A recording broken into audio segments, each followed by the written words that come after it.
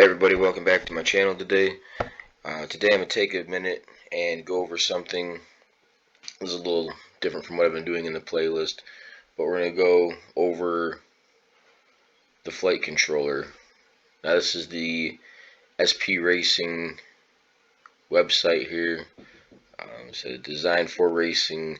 The SP Racing F3 is specifically designed for racing. It gives pilots all the features, connectivity, and expansion compatibilities they need. SP Racing F3 flight controller, next generation hardware for your multi-rotor. Seriously Pro Racing F3 controller. SP Racing F3 was designed to give awesome flight performance based on tried and tested sensors, while providing unparalleled and in-out capabilities in a small and extremely lightweight form factor using the next generation CPU. This thing's kind of old, so I'm sure that's not true still today, but this is what the original claim was. Simple wiring.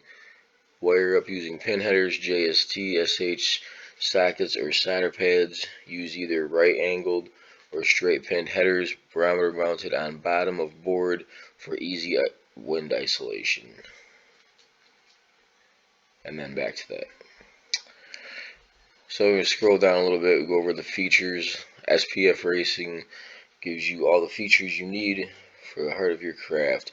Whether you're into FPV racing, acrobatic flying, or aerial photography, it's perfect. Supports a variety of aircraft, tricopters, quadcopters, hexacopters, octocopters, planes, and more. Flight performance. SP Racing F builds on tried and tested software processors and sensor technology to make your aircraft fly like it's on rails. Then we go over the no compromise. Have all the same features. Connect to your OSD, smart port, S-Bus, GPS, LED strip, battery mounting, sonar, and all 8 motors all at the same time. Tiny and lightweight. It weighs 6 grams and it's 36 by 36 diagonally with 30.5 millimeter mounting holes.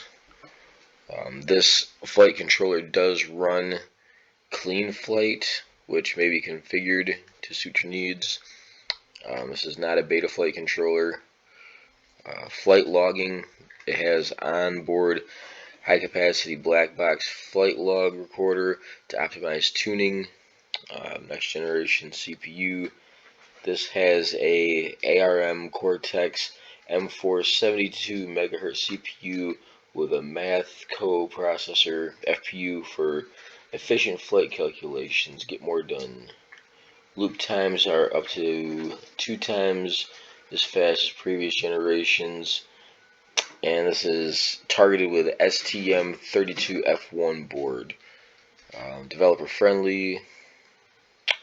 Debugging support, SWD, and boot mode section.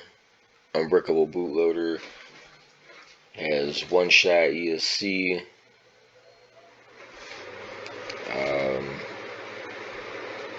Board and RC support. Supports S-Bus, Crossfire, Spectrum, X-Bus, I-Bus, some H, some D, F-port, PPM, PWM.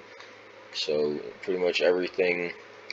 Has programmable LEDs, battery monitoring, I2C ports. It supports sonar. Sonar. Also has a buzzer place on there for it, so you can hook one of those up if you need it. Let's see here. Practical, easy to access connectors, solder pads, configurable. More what we just went over.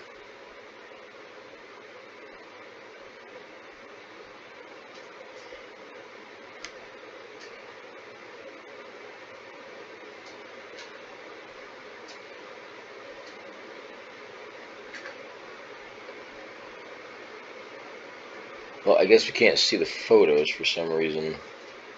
Kind of weird. Moving on, technical specs. Here we go.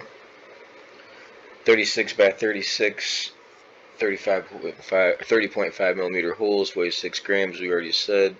STM32 F303 CPU. Let's see. MPU 6050 accelerator gyro. If you get the deluxe model of this, it has the MS5611 barometer and the HMC 5883 compass. It has the micro USB socket, 2x 8-pin JST and HS for your PPM, PWM serial, 5-volt, 3-volt ground, ADs, all that. Has 8 3-pin hole throughs for pin headers for ESC serial connections, 2 4-pin through holes for pin headers for 2x serial ports, 1 2-pin hole through for pin headers for battery voltage, an additional 1x2 pin hole through for a buzzer connector. Then you have your JST SH socket for your I2C, and then your spot for your debugging.